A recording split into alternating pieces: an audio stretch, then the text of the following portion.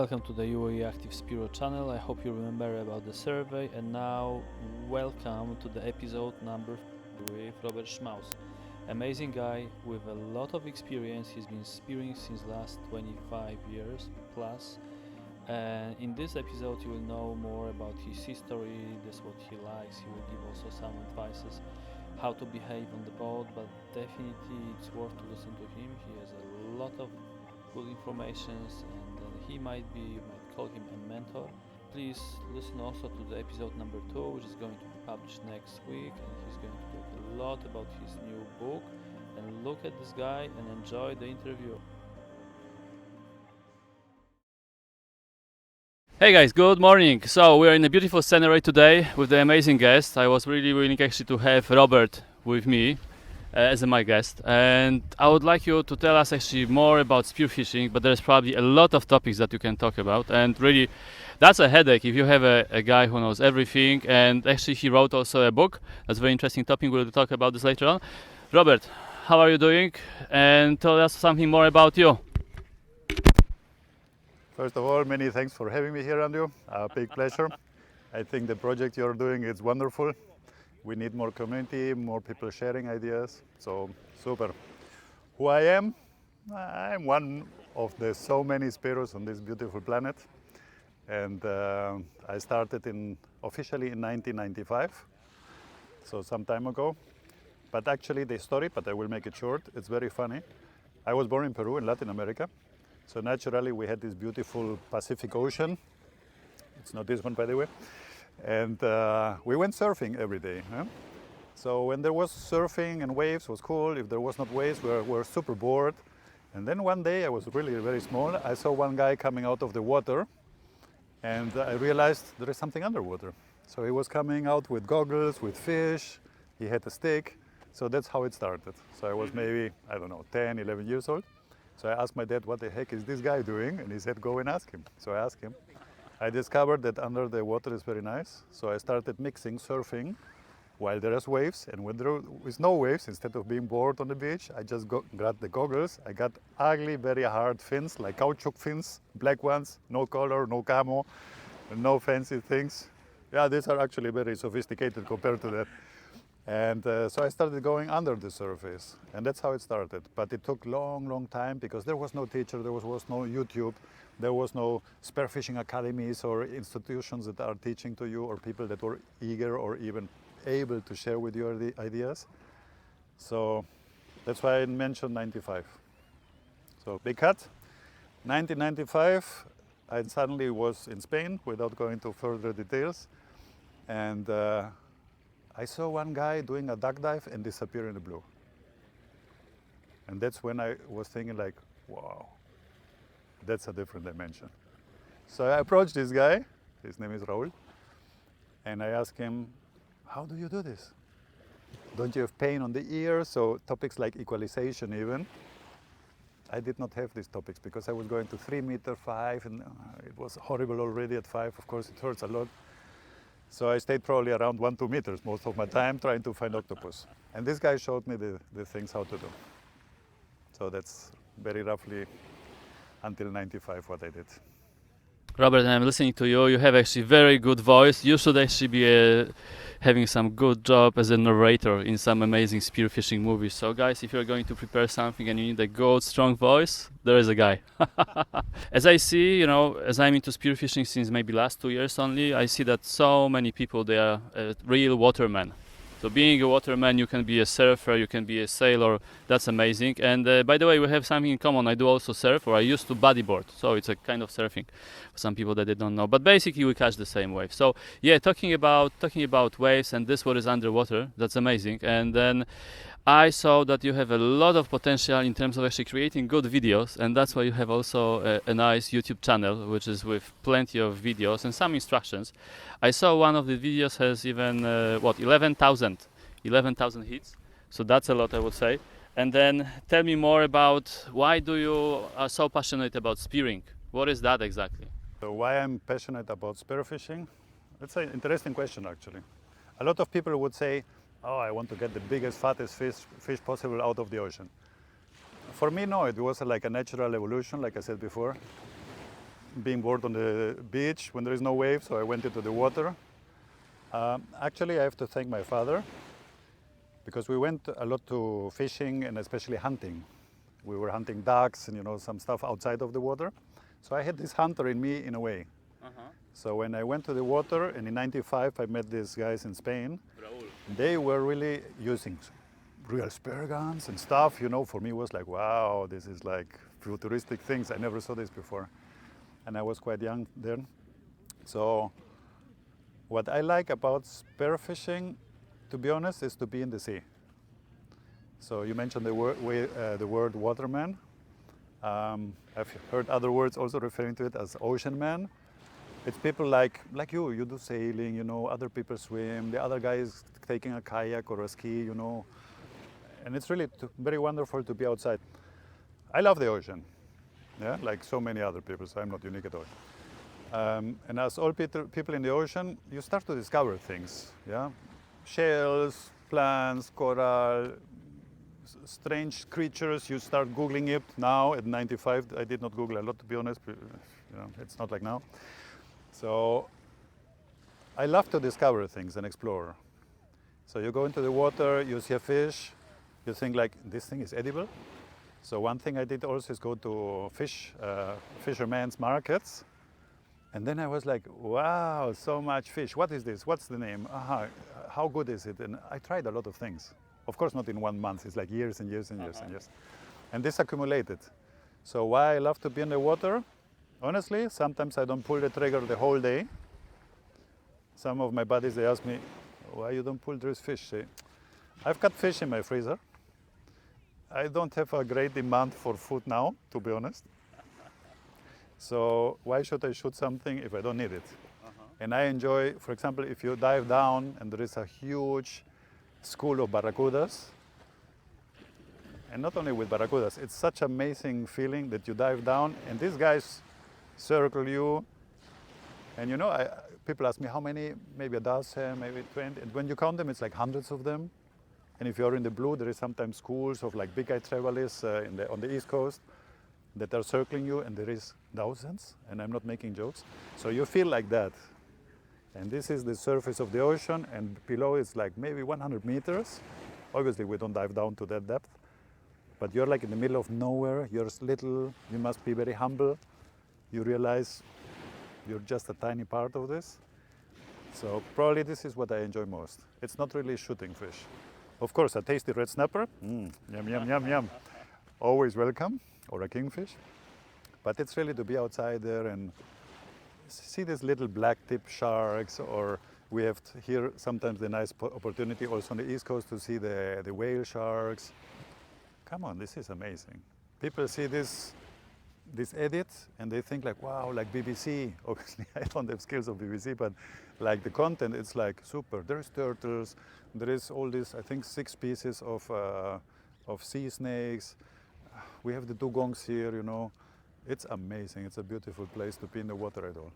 Robert, tell us something more about actually your spearfishing background. I mean, this what brought you to spearfishing, we already know, which is a nice story.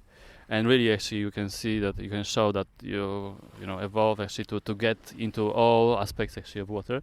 But then tell us something more about like something like maybe towards education of courses, or something from where actually you really got at the beginning, long time ago, the ideas. You mentioned Raul, your friend, but I'm thinking about people that they want to do it currently right now in 2021, what they should look for, and what is actually a good idea to start with in spearfishing.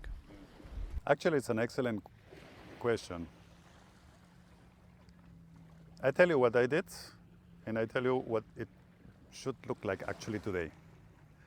What I did, because there was no teachers, etc., as mentioned before, oh, come on, it took me a hell of a lot of time to get to a level. I'm not complaining because it was a nice journey absorbing this slowly, step by step, so it's good, yeah? Especially marine life, I learned a lot about that. But all these freediving and spearfishing techniques, I did not learn like if you go to a course nowadays. It's amazing. I've reviewed some courses and I'm in the process of being a spearfishing instructor now. 2 more sessions, I think, then I'm done. We want to know yes, more. It's beautiful. And this academy, they have very nice booklets and techniques to share information. And within let's say 3 days, the students, and I'm not joking, people think it's fake, but there is videos online. Students manage to be in static apnea, obviously not dynamic because they're beginners. In static apnea in a pool, they make over 3 minutes static, like in 3 days. Why is this? Technique, yeah. I did not know all this. So I was going to the water, doing things by myself. I did have no buddy, meep, big no. I was doing a lot of things I will not mention here that you should not do in terms of safety. So safety, environment, these things. Environment I knew a lot, but safety was really lacking. A lot of technique problems, equalizing. Equalizing is so important because it restricts you to go deeper, relax, you know. Be careful with your eardrums. So I would say I did it, let's say, if I take 95 as my starting point. So this is like 25 years roughly that I've been into it.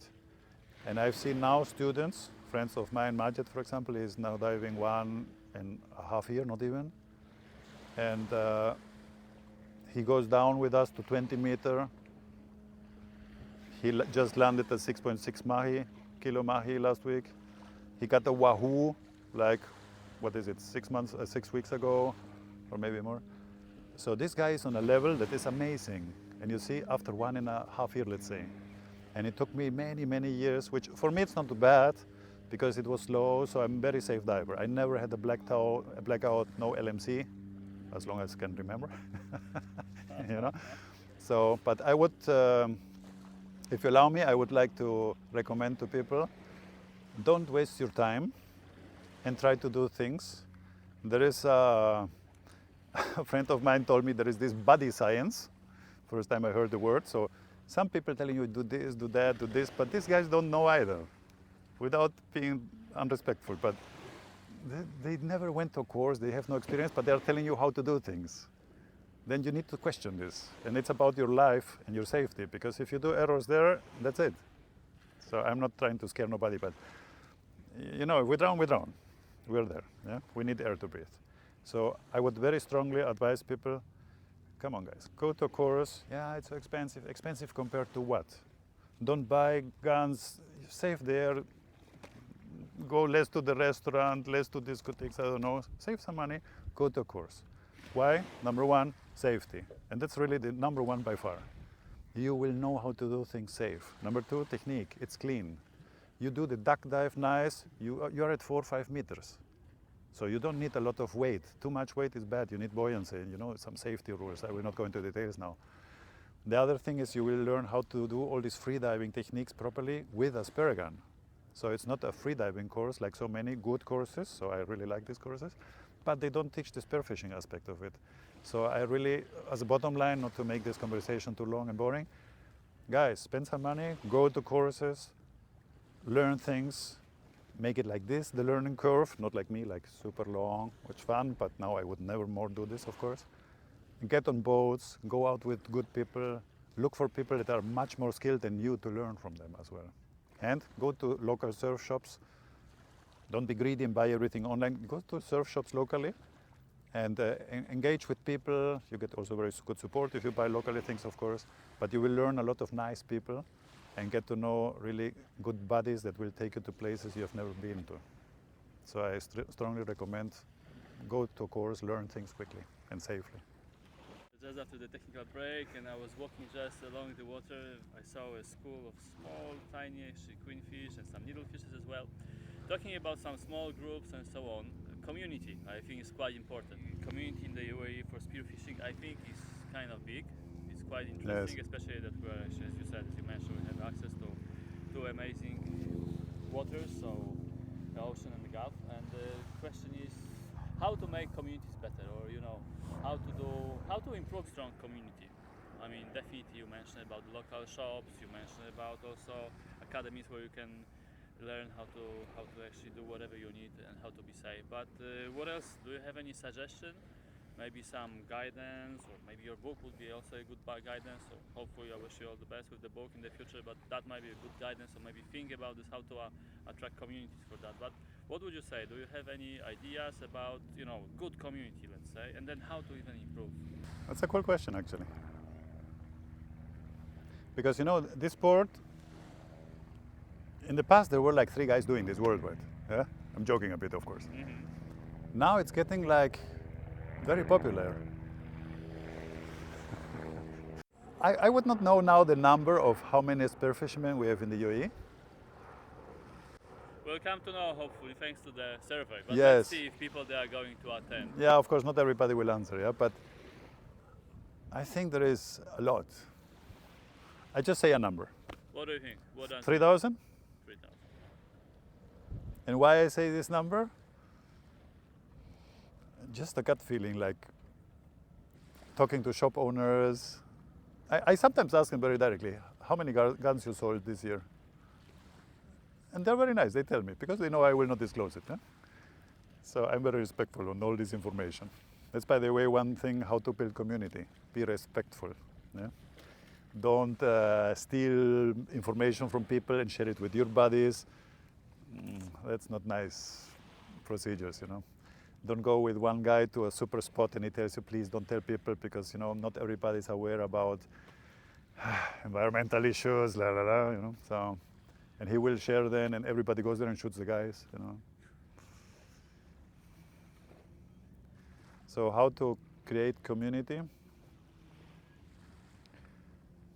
First, there must be a community, and I think it's very important to do it because now it's getting more mainstream in a way.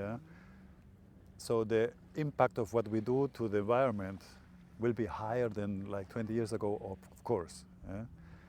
And community, it's super important to have community, and it only can happen if the groups don't stay among themselves. So what I mean is, one guy is diving with his buddy since 20 years, and he never had interest to engage with other people, which I respect because nobody needs and has to do it, but man, actually it's a nice thing to share things. So I mentioned the shops because it's a nice gathering place. It's not only a shop. Most guys will have a very comfortable sofa, yeah, and a nice display and DVDs. Go there, just chat. There is no need for people to feel like the obligation to buy goods, or products. No. Go there. I encourage people really go to shops, you know, in Abu Dhabi, in Dubai, in Ras Al Khaimah, there is nice shops. Go there, and Sharsh, of course, Makwain, sorry, Fujairah. But go there and chat with people. And how to build community, it's actually, you could talk about it like a marketing kind of topic. I think if somebody would, like what you're doing, is very beautiful, and not a lot of people do this. Take the courage to take your time, because it's a time investment for you. Nobody gives you $1 for it. So start sharing things so people are aware. So I call it now marketing, even if it sounds not nice in spearfishing environment, but it is marketing. So share the ideas we have, broadcast it, use Instagram, YouTube, Facebook, I don't know, all the social media kind of platforms, which are very nice to share this. Start putting places where people might sell their goods, might upgrade their goods, might buy even second-hand things. Allow shop owners to also post their goods there. We don't want shop owners to have a conflict with this used market, used gear market, which is very small, by the way. So, I mean, I don't want to sell my stuff. I bought it for a reason, okay? Actually, I'm accumulating it, which sometimes my wife wonders why I have so many guns. But yeah, okay, this comes over time. But creating community, it's very important. And I think if we don't do one thing, and I've seen this in other countries, if we don't create community and awareness about environment, if we start messing up with this, people will notice. Don't put on social media, oh, I caught 20 kingfish today. That's not ethical. Authorities will look at this. And I'm not saying in this beautiful country, everywhere. So suddenly somebody will be aware, hey, these guys are killing fish. Somebody would not understand what we're doing and think like we're crazy killers. And you know, as always in any kind of sport or activities, there's like the so-called black sheep and the other one, the not so black sheep and the white sheep. And it's a learning process. Don't feel bad if somebody tells you something that in the opinion of an ethical point of view, it's wrong. Think about it. Be thankful that people share things with you. If they do this, they have the intention to grow you, not to destroy you or criticize you. So a lot of people is very defensive. So go out of yourself, go to Ras Al Khaimah, book a charter there. Go to Fujairah, do the same. Go to Abu Dhabi, man, Abu Dhabi is so nice. So many reefs and islands, it's crazy, super nice. Do this. Go and snorkel around a little bit without a gun. Be aware of the environment and then share with people. I think social media is doing a lot, but dedicated channels like yours, I think that's it. There is a Fish and Dive Expo. I think it's yearly. A friend of mine is doing this. It's also a place for gathering. So gather. Talk to each other. Share information. Nice gun. Don't look at the brand. I'm not making propaganda for nobody now. It's a nice gun. I love it. Shoots very well. One of the topics is how we behave on, let's say, on a boat. We're putting all our gear on the boat. Bags, spare guns, And gear can get damaged if people don't pay a little bit attention what their friends and buddies are doing on the boat.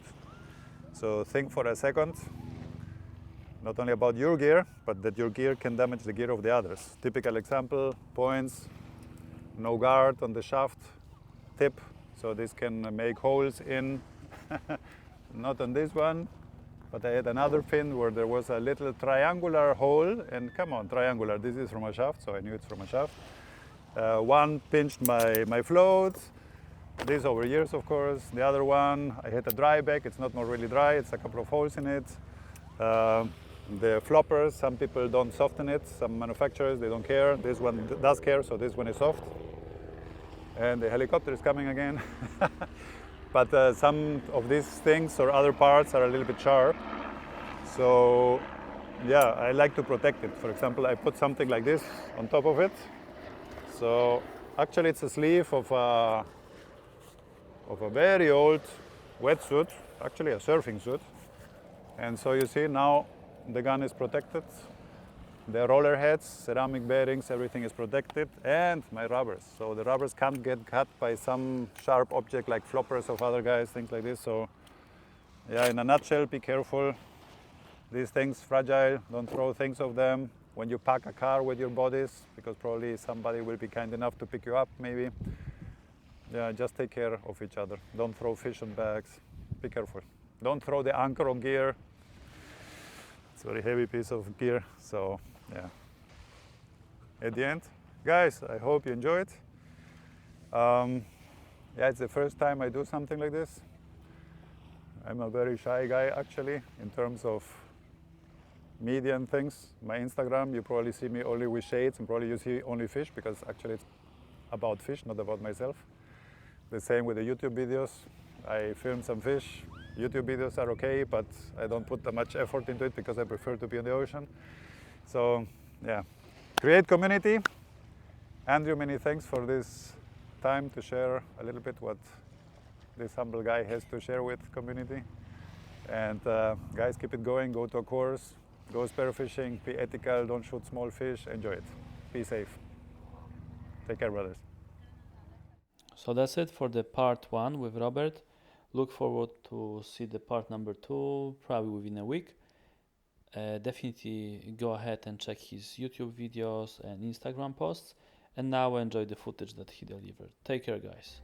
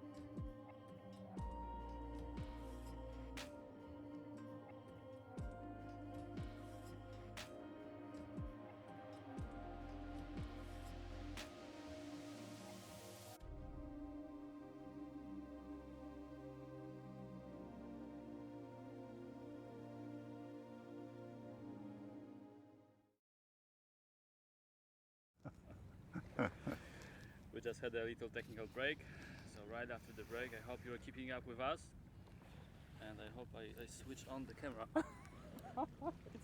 Is it? Yeah, it is. And it's really very wonderful to be outside, even in the most shitty weather.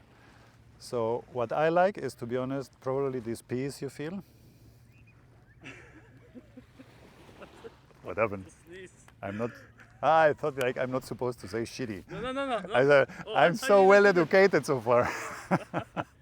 Thanks God the ocean is just here beside. Not the ocean, I was saying. This is wrong to say. Yeah, it's an ocean. Yeah. A tiny little ocean.